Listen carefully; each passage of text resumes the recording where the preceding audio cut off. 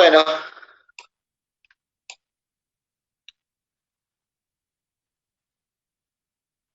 bueno, seguimos, se van incorporando más. Profe, disculpe un minuto.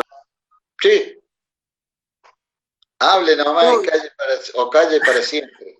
yo había entendido que el parcial era el lunes 7 de septiembre, ¿lo pasó por el 14?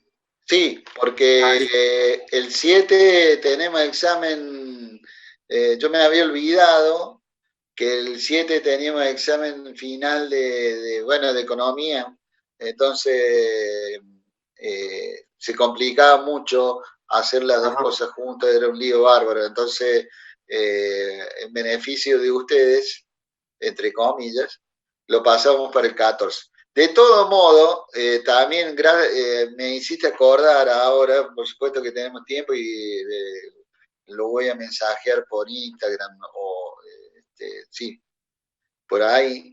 El día 7 van a tener clases ustedes normales. No voy a ser yo el que le voy a dar el que le va a dar la clase, sino que va a ser la licenciada Rosalén, que les va a empezar ahí va a empezar todo lo que es matemática financiera. Listo, profe, Así gracias, que, ¿eh? no hay de qué. Profe, una Señor, consulta. Sí, Federico, le hago una consulta. Yo el lunes 14 tengo un sí. parcial. Creo que es, o sea, yo tengo ahí física 2 y es entre la 1:30, creo, hasta las 6 la materia. No sé Uh, si hasta las será antes 6, parcial. Sí, o sea, es el horario de clase, digo. No sé si será hasta antes el parcial. Supongo que sí, pero Sí, no sabría.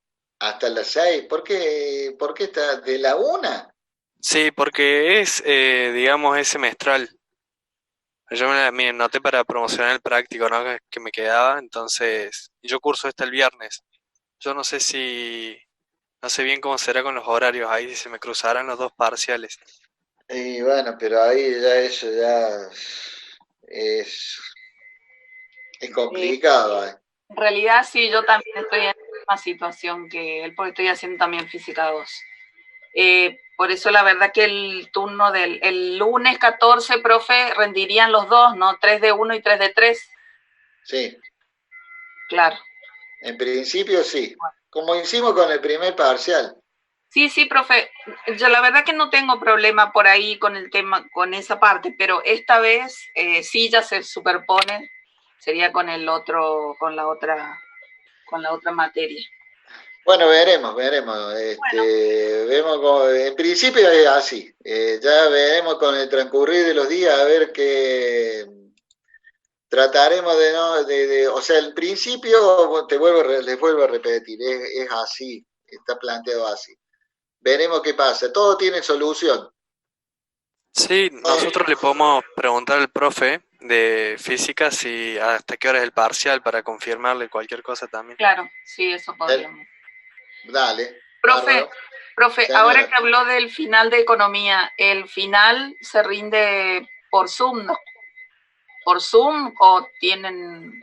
no, ustedes saben que tienen O tres sea, le estoy posibilidades. preguntando a futuro, ¿eh? Sí, es futurista usted. Sí. Muy previsora, veo. Son tres las condiciones de, de, de regularidad. La promoción completa no rinde, directamente está promocionada. La media promoción, es decir, es así, se rinde por Zoom,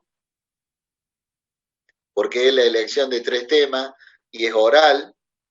Y la otra, la regular común, digamos, es escrito. Así que ahí no va por Zoom, va por Classroom.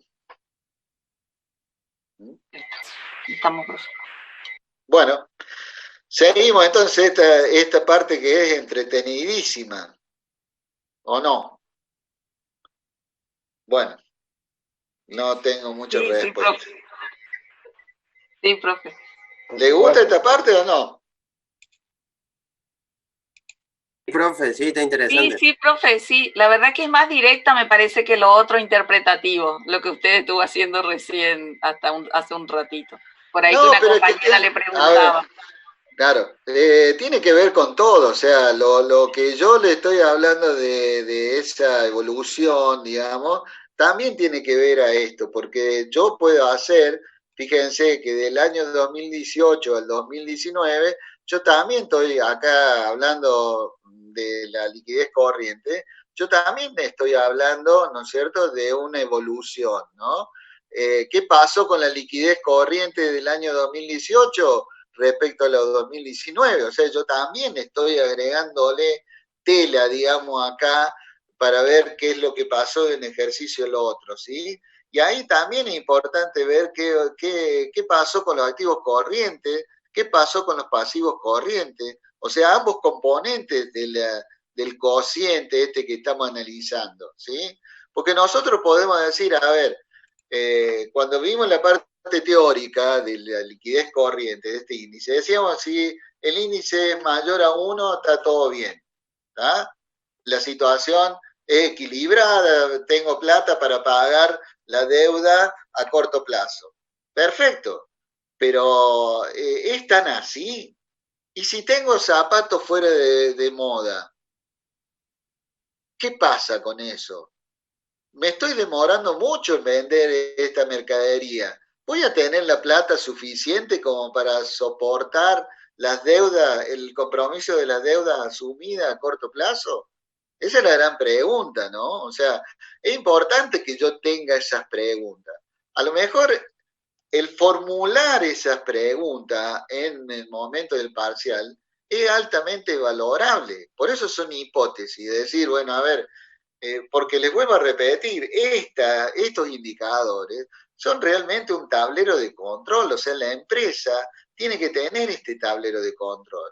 Alguien te decía, bueno, pero lo hago a fin de año, esto una sola vez, lo podés hacer, pero la gran valoración de esto es hacerla periódicamente. Si yo puedo hacer esto mes a mes en la empresa, y más, si yo puedo hacer esto proyectando qué es lo que va a pasar en la empresa, pasa lo mismo que en costos, ¿no? Ustedes en costos están viendo dos valores proyectados, es decir, qué pasa con la proyección que yo estoy haciendo.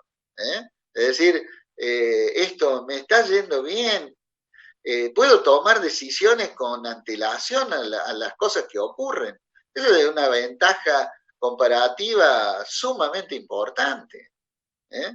Más si estamos en una pyme con un alto grado de competencia, y fíjense que en este caso, en este rubro, en este ramo, como es la fábrica de calzado, siempre, y apunto esto, agrego también, de que siempre nosotros nos tenemos que ubicar en el ramo donde está, de la actividad que está haciendo la empresa, ¿no? Siempre fue, la fábrica de calzado siempre fue una actividad bastante castigada por factores externos al mercado, ¿no? Con la apertura de importaciones, primero de Brasil, después de los chinos.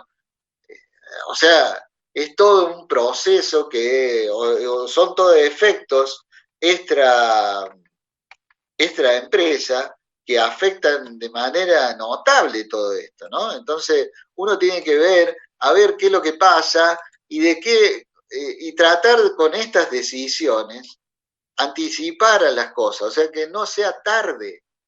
¿Por qué? Porque cuando ya es tarde, o la empresa está en concurso preventivo o directamente la quiebre. Ya es tarde, ya no tiene solución.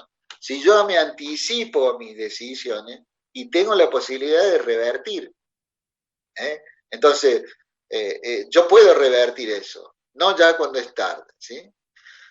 Bien, entonces, esta evolución, aparentemente la liquidez corriente está bien, aparentemente me está sobrando plata respecto de lo que yo tengo comprometido a corto plazo, porque acá me está diciendo el índice que por cada 3 pesos de activo tengo un peso de pasivo, lo cual es una relación bastante buena, pero entre comillas hay que ver de qué está constituido el activo y por supuesto también hay que ver de qué está constituido el pasivo también, ¿no? Porque acá puede ser de que los pasivos corrientes, ¿no es cierto?, pueden estar constituidos por deuda con los socios, por ejemplo, que le presté a los socios, o los socios le prestaron a la empresa, perdón. ¿Tá? Acá, como se puede ver, ¿sí?, la deuda básicamente son deudas impositivas o deudas de remuneraciones, deudas comerciales que yo puedo acá con el patrimonio, con los proveedores puedo llegar a negociar, ¿me entendés? Los proveedores me van a entender. Esto está bueno de que las deudas bancarias no sean importantes acá a corto plazo, siempre mirando qué es lo que quiere decir esta liquidez corriente, ¿no? O sea, nosotros tenemos que ver eso. A ver, ¿de qué está y preguntarnos? ¿De qué se componen los activos? O sea, ¿qué tengo ahí? ¿Qué tengo? ¿Tengo mercadería fuera de moda? ¿O tengo, por ejemplo, otra cosa que puede ocurrir? Que tenga cuentas a cobrar con clientes que muy difícil los pueda llegar a cobrar. Mi principal cliente, vamos a suponer, digo que no sé, estoy hablando de un ejemplo, vamos a suponer, yo le vendo zapatos a Calzados Goya. Me perdone el dueño de Goya. Y Goya está a punto de presentarse en concurso preventivo. Y la verdad es que estamos mal, o sea, estamos complicados, ¿entiendes? Porque si yo voy a esperar a que Goya me pague, y va a ser medio para yo poder pagar a mi proveedor, y estoy complicado, ¿no? Entonces, por eso es importante estudiar y analizar los componentes de ambos, precisamente, de ambos componentes del coeficiente, tanto del activo corriente como en el caso del pasivo corriente. Y así pasa en todos los indicadores. Un indicador por sí mismo, o sea, la liquidez corriente, así por sí mismo, y a veces no significa todo. No puedo llegar a conclusiones totalitarias o totales respecto de eso, ¿no? Tengo que ver qué es lo que pasa adentro. Bueno, acá armamos la liquidez seca, como ustedes pueden ver que en el caso de, ¿qué es lo que significa? La forma de cálculo es bastante sencilla también. Al activo corriente le restamos los bienes de cambio sobre los pasivos corrientes. O sea que detraíamos de ese activo corriente, o sea, de esa capacidad de pago que teníamos a corto plazo, le sacamos los bienes de cambio. Entonces, ¿qué pasaba? Se circunscribía la fuente de fondos a lo que yo tenía como efectivo líquido y a las cuentas a cobrar, dejando de lado el análisis dejando de lado en el análisis los bienes de cambio. Puedo también hacer absolutamente mucho más puntual, de decir, bueno, le saco al activo corriente los bienes de cambio en las cuentas a cobrar y tengo únicamente, me quedan la parte líquida nomás. Entonces ahí obviamente me va a dar absolutamente lo que yo tengo en dinero en efectivo como para hacer frente a las obligaciones a corto plazo. El capital de trabajo, bueno, las mismas consideraciones que hemos dicho acá de la liquidez corriente hacemos del capital de trabajo, con la diferencia que acá, en vez de relaciones, diría hasta porcentuales, acá son montos, acá son cifras, acá está en cuanto a la calidad de cuánto es la capacidad que nosotros tenemos para afrontar la capacidad en monto, como para afrontar esa deuda. Hacía un ejemplo de medio extremo, de decir, bueno, yo tengo un activo corriente por 1.000.000, y un pasivo corriente por 999.999. ¿Qué me queda? Un peso. O sea, no tengo nada, no me sobra nada, me sobra un peso, o sea, nada. Algún cliente mío se atrasa por algún motivo y quedo en pampa de la vía, quedo totalmente descalzado, ¿no? Entonces es importante también acá saber cuánto es el monto. Esto también se llama, no es que tenga coronavirus, lo que pasa es que estar 2 horas hablando hace su efecto en la garganta, ¿no? También llamado capital de maniobra. El capital de trabajo también lo llamamos capital de maniobra, porque básicamente nos está indicando cuánto es lo que sobra de eso. O sea, a ver, yo tengo esta deuda, pero ¿cuánto me sobra? ¿Qué capacidad tengo como para, llegado el caso de necesitar algunos pesos, pueda recurrir a esos fondos, ¿no? Entonces, eso también es interesante como para saber qué capacidad de maniobra tengo yo como para poder endeudarme a lo mejor un poquito más, llegado el caso de que necesitara hacerlo, ¿no? ¿Entienden hasta acá? ¿Sí? Sí, profe. Bueno, a partir de acá, o sea, esto lo que vemos es el cálculo en definitiva, de lo que es la liquidez teórica que aparece acá abajo, pero se acuerdan que para calcular la liquidez teórica necesitamos saber 3 datos, o hacer 3 cálculos previos. Uno era calcular cuántos días se demoraba la mercadería en mis depósitos, lo que llamábamos rotación de stock. Otro era cuántos días nos demoramos en cobrar nuestras ventas, o sea, cuántos días nos demorábamos en cobrar a nuestros clientes. Y por último, cuántos días o qué plazo, con qué plazo le pagamos a nuestros proveedores. Estas 3 cosas, estos 3 datos que nosotros estamos obteniendo acá, y son muy relevantes para ver el ciclo operativo de la empresa, ¿sí? Es decir, a partir de que el peso se transforma en mercadería, esa mercadería se vende y esa mercadería se cobra y ese peso se vuelve a transformar en peso, ¿no? Entonces, esto es muy importante. Obviamente que acá está, digamos, cuanto más rápido sea ese circular que hacíamos referencia, y mucho mejor para los empresarios, ¿no? Cuanto más rápido se mueva esto, mucho mejor. Pero bueno, todo esto, estas 3 variables, tienen que tener un equilibrio, necesariamente. Fíjense, yo acá no sé dónde viene este número, pero bueno, lo vamos a borrar porque no sé, se ve que lo tomé para explicar otra cosa, la clase pasada, pero vamos a suponer que yo tengo, sí, ya sé, bueno, no importa.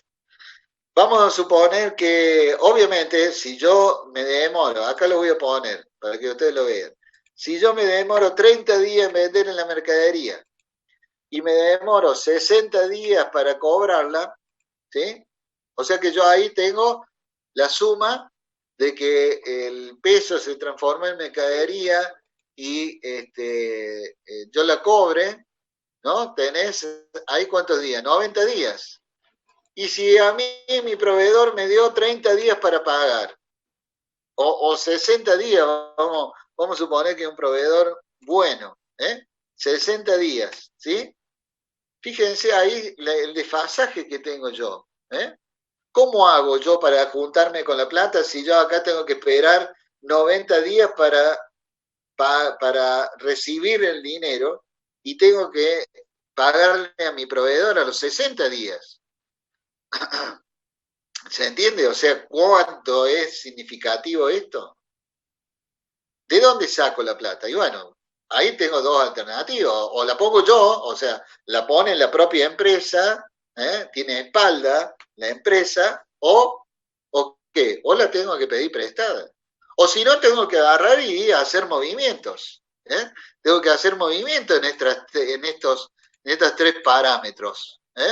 O tengo que achicar estos 15, tengo que volverlos a estos 30, perdón, a los 15 días, acelerar. En vez de 30, pasar a ser 15.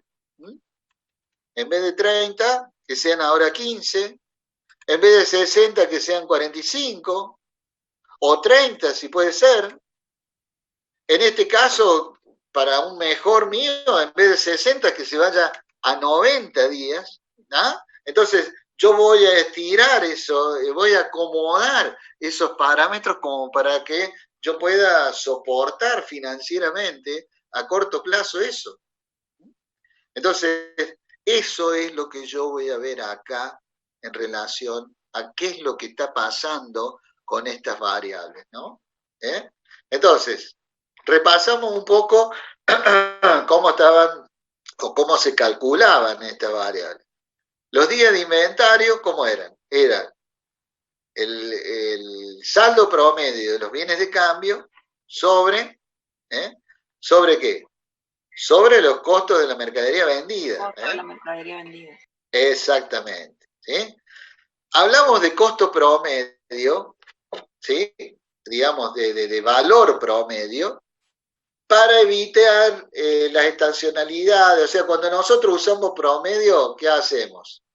Tratamos de regularizar esa cifra. No voy a hacer cosas de que el día anterior no teníamos nada y hoy tenemos.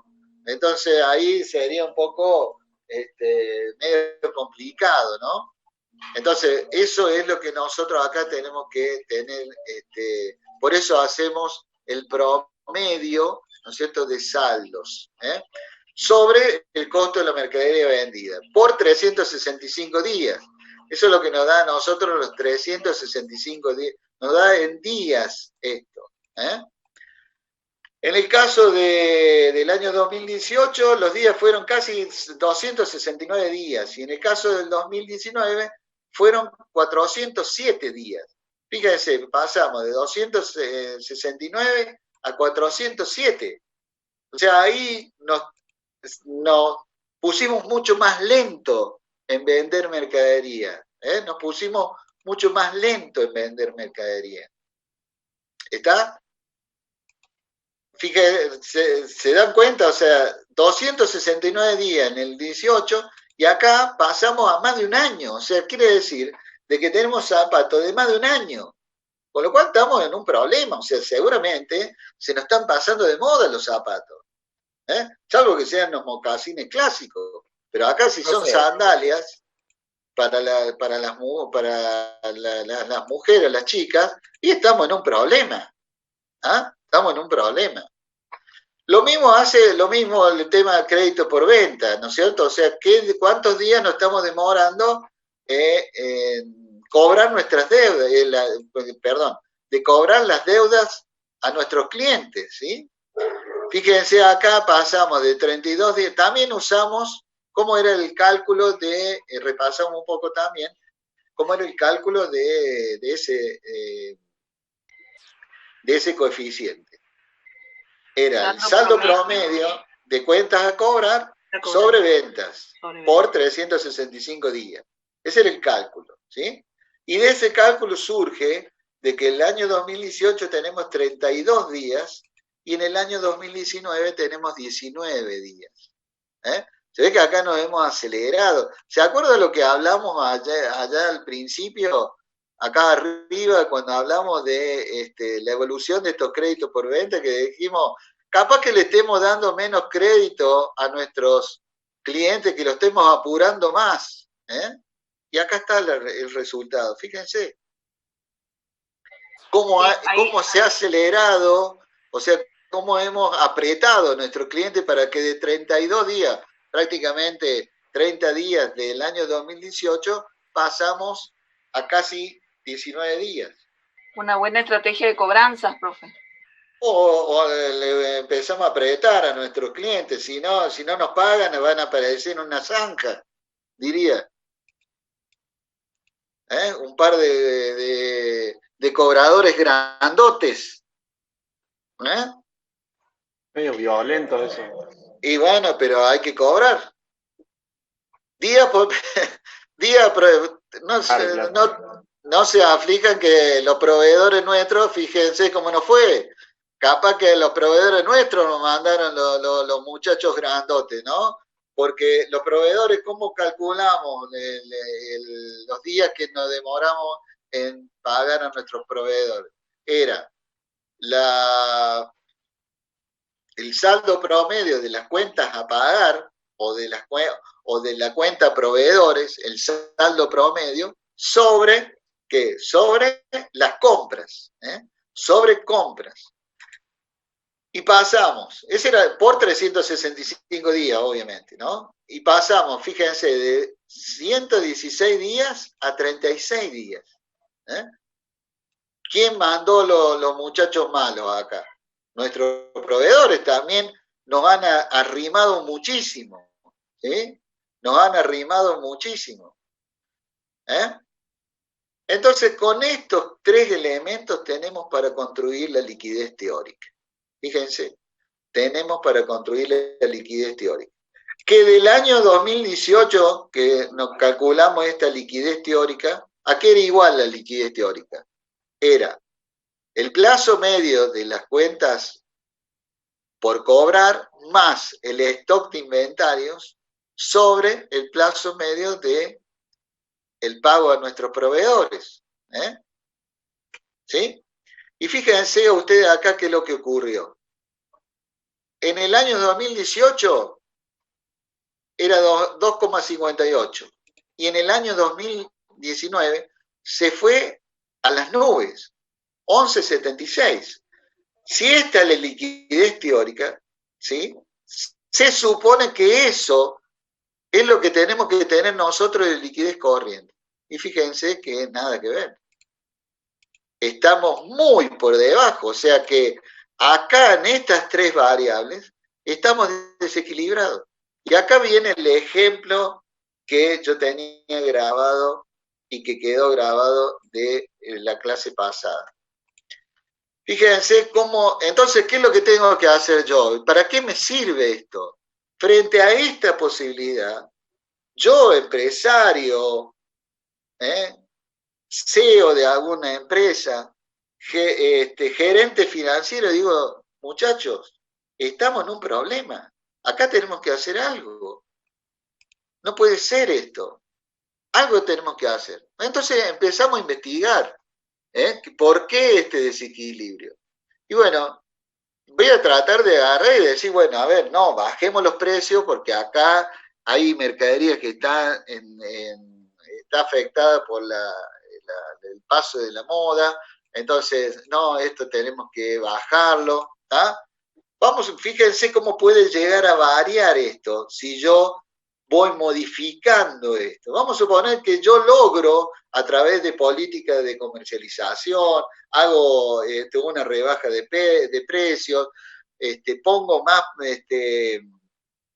propaganda.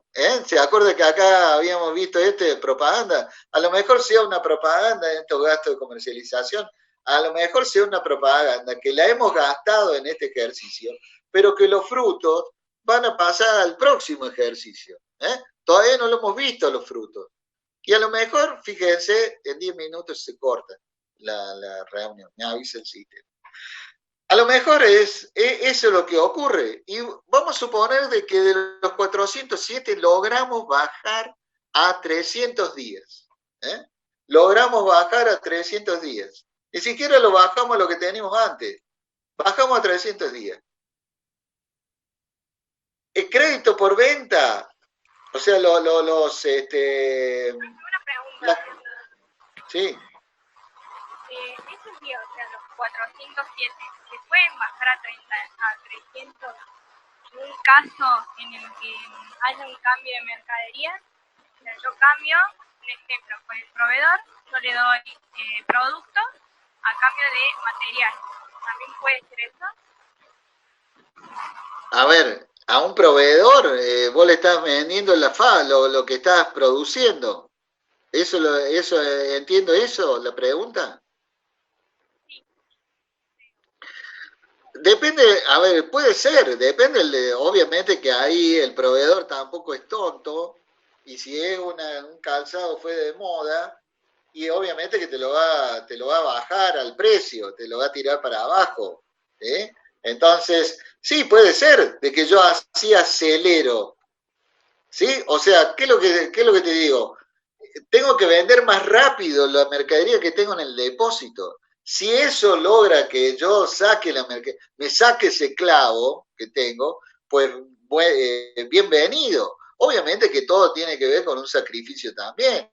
Puede que yo agarre y diga, bueno, vamos a intentar con otro mercado distinto, ¿sí? Yo tengo acá mercadería que es para verano, o sea, tengo sandalias. Bueno, miré, trataré de vender a la zona más cálida, digamos, acá no voy a esperar en Córdoba a que venga el invierno, y trataré de venderlo por Catamarca, Jujuy, La Rioja, ¿se entiende? Entonces, la forma de ver cómo yo puedo acelerar esa venta, y bueno, es lo que yo estoy tratando de hacer. Entonces yo puedo agarrar y decir, bueno, a ver, vamos a suponer que logré que de esos 407 días que me estaba demorando en el año 2019, en el 2020 pasaron, haciendo abstracción del lío que estamos viviendo, haciendo abstracción de eso, vamos a suponer que logré bajar a los 300 días. Pero bueno, también con eso puede ocurrir también que en el afán de vender he tenido que darle un más plazo a mis clientes. En vez de 18 o 19 días, le di 30. ¿tá? Pero sí tuve que hablar con mis proveedores y en vez de 36, le pedí que me dieran 90 días. Y fíjense, con esas modificaciones de política, pasó de ser, este es el cálculo, ¿ves? Fíjense acá la suma, fíjense de dónde yo hice el cálculo, o sea, los plazos de las cuentas de la rotación de stock más los plazos de las cuentas a cobrar sobre los plazos de mis proveedores. ¿Qué pasó? Uy, se me desparramó la fórmula. Ahí está. ¿Qué pasó? De 11,76 que tenía, paso a tener 3,7. O sea, bastante parecido a lo que yo en la realidad yo tengo. ¿Está? Fíjense. Entonces, de esa forma, yo voy a evitar tener que pedir prestado plata, voy a evitar de que los socios tengan que poner guita. ¿Se entiende? ¿Sí? ¿Alguna duda hasta acá? Sí. ¿Cómo? ¿Se entiende? Profe, si se corta, nos volvemos a comunicar. No, ya no, porque ya no tengo tiempo. Lo vemos en la clase que viene. ¿Sí? Seguimos. Endeudamiento. O sea, situación financiera. Bueno, acá terminamos la situación financiera a corto plazo. Seguimos con la situación financiera a largo plazo, ¿sí? ¿Qué tenemos? Endeudamiento y solvencia, para ver la situación patrimonial o la situación financiera a largo plazo. Estos dos indicadores tienen mucho que ver con la imagen que nosotros estamos teniendo de la empresa, Hablamos de solvencia, qué imagen teníamos, que la empresa es solvente, firme, segura, qué grado de cobertura tenía los bienes de la empresa respecto a las obligaciones totales asumidas. Entonces, ¿el endeudamiento cuál era? ¿Cómo era la fórmula de endeudamiento? Pasivo total sobre el patrimonio neto. O sea, por cada peso de pasivo que yo tengo de patrimonio neto, en el caso de este endeudamiento del año 2018, tengo 1,4 pesos de pasivo. O sea, en el año 2018 superaba el pasivo al patrimonio neto, cosa que se revirtió en el año 2019. El En el año 2019 mejoramos. Ustedes saben de que si el endeudamiento, este índice, era superior a 1, ¿sí? Estamos con un riesgo alto. A medida que nos alejamos de 1, o sea, 1,10, 1,20, 1,30, 1,50, vamos aumentando el riesgo, o sea, va aumentando el endeudamiento. Y eso tiene un impacto directo con la solvencia también. A medida que aumentamos el endeudamiento, la imagen de la empresa, la solidez de la empresa se va deteriorando, ¿no? Decíamos acá que la solvencia aquí era igual al activo total sobre el pasivo total, esa era la fórmula. O sea, ustedes ven que son fórmulas sencillas. El tema es ver qué es lo que significa cada fórmula, ¿no es cierto? Y por supuesto acá también ver qué compone cada uno de esos indicadores. La calidad intrínseca que tiene cada indicador, ¿sí? No es lo mismo tener toda mercadería o casi toda mercadería, como pasa en este caso, de tener grandes plantas, toda una construcción, edificio. ¿Se entiende cuál es la diferencia? El número puede ser igual, pero no es lo mismo tener mercadería que tener inmuebles, no es lo mismo. ¿Tá? Entonces, por ahí también pasa la imagen de la empresa, ¿sí? El hecho de decir, bueno, yo tengo toda una estructura sustentada en importantes inmuebles que me ayuden a producir, no es lo mismo que decir tengo toda mercadería. ¿Por qué? Porque la mercadería de la noche a la mañana puede desaparecer, el inmueble no. ¿Se entiende? Entonces, eso es importante. En el caso de la solvencia, decíamos que lo ideal sea que esta marca sea igual o superior a 2. Acá en el caso mejoramos mucho respecto de un año al otro, ¿sí? En principio. Acá ustedes se acuerdan de que los bienes de cambio tienen una participación muy significativa, con lo cual la solvencia esa mayor a 2 es bastante relativa. Y el endeudamiento mejoramos mucho. En realidad hemos crecido más en el activo total y el pasivo total. Fíjense qué pasó con el pasivo total. El pasivo total, acá está, disminuyó un poquito. Entonces ahí se nota cuál fue la evolución del índice de un año al otro. ¿Por qué solvencia aumentó? Y porque aumentaron los activos y porque los pasivos han disminuido, aunque sea poquito, pero han disminuido. Con lo cual, en cuanto a solvencia, está bueno, ¿no? Bueno, chicos, falta un minuto. Esto lo vamos a ir.